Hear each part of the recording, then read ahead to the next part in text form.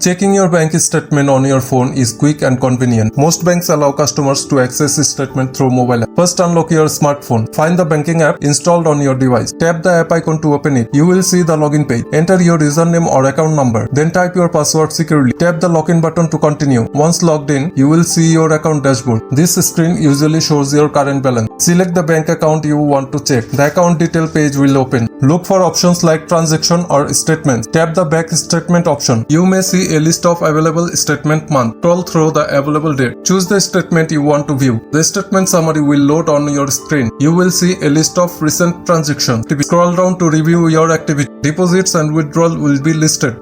If needed, tap a transaction for more details. This will show additional information about the payment. Return to the statement page when finished. Some apps allow you to download the statement. Tap the download option if available. Your statement will be saved as a PDF file. Once downloaded, open the file on your phone. You can scroll through all the pages. Review your transaction carefully. Check totals and payment details. After reviewing, close the document. Return to the banking app dashboard. You can now log out if you are finished. Always keep your banking app secure, and that's how you check your bank statement on mobile easily.